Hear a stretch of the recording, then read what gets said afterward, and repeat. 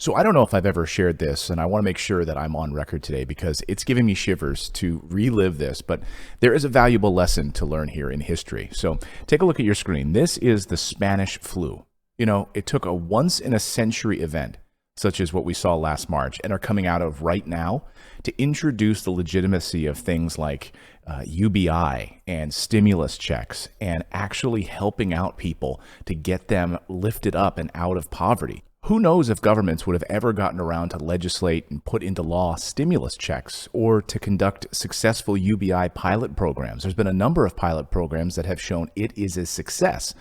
Without these hardships we all had to endure through the tough months of March last year and through April of 2020, it's just been awful. And it's pushed these governments to action. Some events are just so unique, they become ingrained in us. You know, for the generation of 1910, it was World War I. For the generation of the 1920s and into the 30s, it was the Great Depression and bread lines and World War II, of course. And for baby boomers, it was Black Monday in October 1987 when everything went black. And more recently, it was the dot-com bubble bursting, the real estate meltdown of 2008, and now, March of 2020, global shock and panic. And you know what all of these things have in common with each other? Well, on the other end of them, there's massive generational opportunities for creating wealth. All of a sudden, became realistic as old notions, old guards, and antiquated ideas became dust in the wind. And then there's new kings that are crowned, like, you know, remember young Steve Jobs, who I had the fortunate time of actually meeting when he launched the iPad and had a conversation with him as he was looking over my shoulder and I was playing with the new iPad on that day. And he said, what do you think? And I didn't know it was him. And I was playing with this new iPad, and I said, well, I think it's a breakthrough. I think it's a game changer, for, you know, especially for reading news. And he said, yeah, I agree. And I looked up, and it was him. Genius. You know, think about him coming up with the first computers back in the day. And each of these times, then, when we have these disasters, we have these major moments, these times of calamity, like forest fires and other kinds of major catastrophes. There's growth and prosperity and abundance that comes out of it. It's not enough to be alive during these times because while it's true that a rising tide lifts all boats, action is what separates the small fishing boats from those mega yachts. So to give you an example, back in 1987, when Black Monday sent markets plunging and the world went into panic, one person sitting quietly in Omaha, Nebraska, was celebrating. He couldn't believe his luck, seeing Coca-Cola shares fall without finding a bottom. And that person was buying heavily. Do you know who that person was and is? Warren Buffett. And those days of buying Coke shares in 1987 have become a large part of making him the third richest person in the world. When the world was panicking, he didn't. And then in 2000, through 2002, Amazon.com shares fell. Yes, Amazon fell 94%. Let me repeat that, 94%. So if you understood what Jeff Bezos was building over there, you could have bought at, look at this on your screen, it's $6 a share. Today, Amazon shares are worth over $3,000. So if any of us had put $1,400 in Amazon back then, you'd be a millionaire today. See that area circled in green right there? That's the dot-com bubble bursting, sending Amazon shares down 94%. What an opportunity of a lifetime that is. And it can happen at any given time. We can't sit idly by and just hope that these things will fall into our lap. And a lot of these things are happening right now around these infrastructure projects and green energy. There's a lot going on. The best type of once in a decade or more catalysts are what I call forced demand. Forced demand. That's when Biden pushes into law that all those federal fleets of cars must be electrified, like the post office, right? The post office is going to be forced to electrify their vehicles. That's forced demand because he's basically mandating it into law. Well, I found something that you might not have noticed, and it has to do with a little company. Chances are you probably never heard of this little company called Direct Communication Solutions, which has made this video possible by helping put it together. Hear me out here because this could be another Amazon at $6 a share moment, or Coca-Cola 1987 moment, or heck, Bitcoin at a $500 a coin moment, because the industry this now tiny company is operating in is experiencing a quote-unquote forced demand. And I found all this out and felt urged to share this with you as quickly as I could. Now, you may have heard about these little outlets like these companies here. They're just tiny little companies like Sprint, US Cellular, Verizon. Have you ever heard of this company? AT&T. Well, get this. These network carriers right now, the largest in America, are allowing millions of sensors and hardware gadgets to run on its 2G second generation cellular airtime networks. But guess what? They're in the process of completely shutting them down to make way for 4G. So these 2G networks are about to be done with, okay?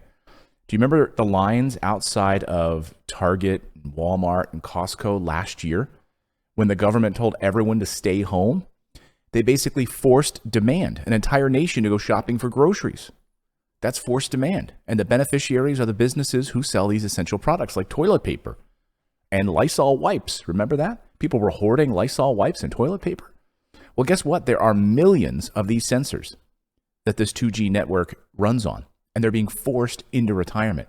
The companies that own these sensors now have to either replace them with 4G sensors or be left without any real-time data from their fleets of trucks, their computers, their refrigerators, the myriads of appliances that comprise the Internet of Things. You know, I think we think of like cell phones as like where these sensors would be most used. They're not. It's things like, you know, any device, anytime, food delivery, truck, you know, fleets of trucks, any place, anywhere. So any of these things, all of these 2G sensors are about to be put out to pasture. Now, if you were scouring the internet this past few weeks and you were looking for these types of ideas, you would have noticed this little announcement that DCSX, that's the company we're talking about, DCSX, okay, they just announced they have received their biggest order in company history for these sensors. Biggest order in history. You see, a currency crisis, a lack of trust in the system forced an entrepreneur to create Bitcoin. And it all started with a 1 cent price quote. That's it.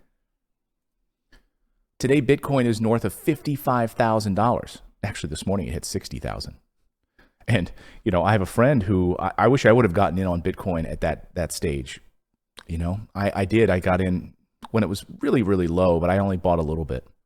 A friend of mine went all in. He made millions. He made an absolute fortune, my friend Tom did. And I'm still kicking myself. While he was doing that, I was doing other things. And I don't want to have that happen again.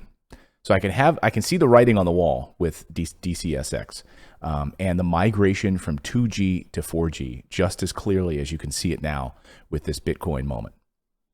So their existing clients plus new prospective ones must go through this migration from 2G to 4G, and DCSX just came out with a brand new sensor. It's called My Sensors, which is 70% cheaper than anything else in the market. See, it does all of these 8 things in one sensor.